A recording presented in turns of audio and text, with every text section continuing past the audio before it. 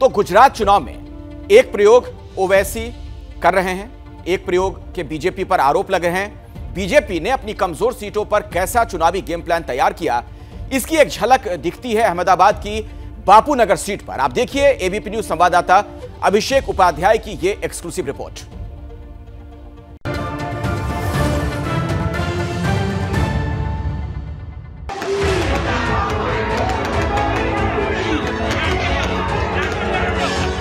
एक सीट और मैदान में 29 उम्मीदवार। आखिर ये माजरा क्या है?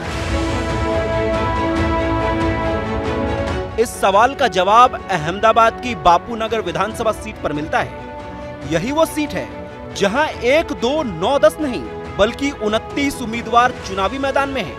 महाभारत काल में वीर अभिमन्यु जिस चक्रव्यूह में लड़े थे उसमें 7 अलग अलग द्वार थे, लेकिन अहमदाबाद के इस बापूनगर विधानसभा में एक सीट पर 29 उम्मीदवार यानी कि 29 चक्र हैं।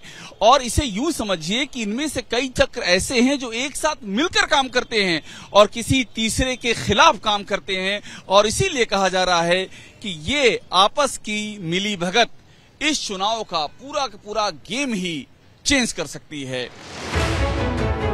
क्या वाकई ऐसा होने वाला है? एक सीट पर 29 उम्मीदवारों के बीच जंग चुनावी सियासत है या इसके पीछे सोची समझी प्लानिंग है?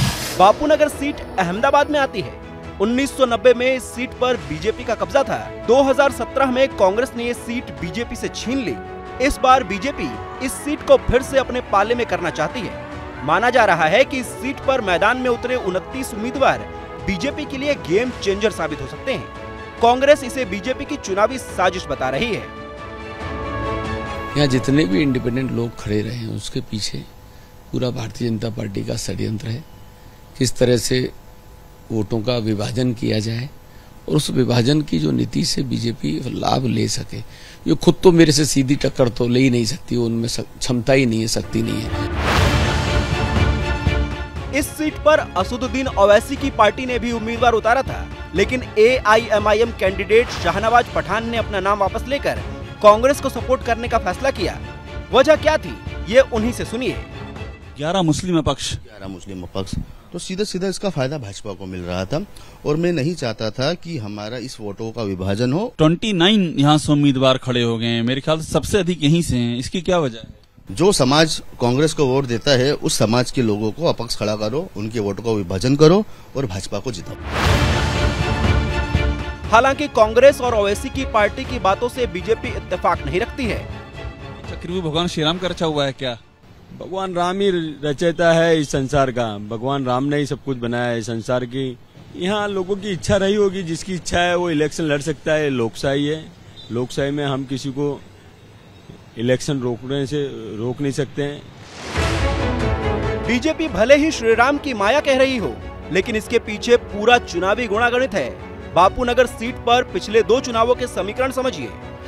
2017 में कांग्रेस के हिम्मत सिंह पटेल ने बीजेपी के जगरूप सिंह से सिर्फ 3067 वोट से जीत हासिल की थी। 2012 में बीजेपी के राजपूत जगरूप सिंह ने कांग्रेस के धीरूभाई ठक्कर को सिर्फ 2603 वोटों से हराया था। इससे पहले भी इस सीट पर जीत हार का फासला काफी कम रहा है। इसलिए कांग्रेस बापूनगर सीट पर खड़े 29 उम्मीदवारों को बीजेपी की प्लानिंग बता रही है। वैसे बापूनगर ही नहीं, गुजरात की कई सीटों पर निर्दलीय नेताओं की बड़ी पलटन मैदान में है। माना जा रहा है कि निर्दलीय उम्मीदवार बीजेपी के लिए गेम चेंजर साबित हो सकते हैं। कैमरा पर्सन वरुण के साथ अभिषेक उपाध्याय, एबीपी न्यूज, अहमदाबाद।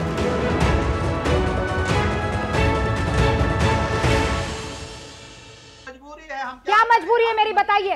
मैं अभी आपको बताती हूँ कि मैंने ओए होए होए होए नमकीन के चटकारे लेते हुए टकटकी मार के डिबेट शो को पॉज रिपीट कर करके देख रहे हैं जोगिंदर जी। इनकी तरह आप भी देखें अपने फेवरेट डिबेट्स को रिपीट कर और डाउनलोड कीजिए ABP लाइव ऐप अपने स्मार्ट टीवी पर।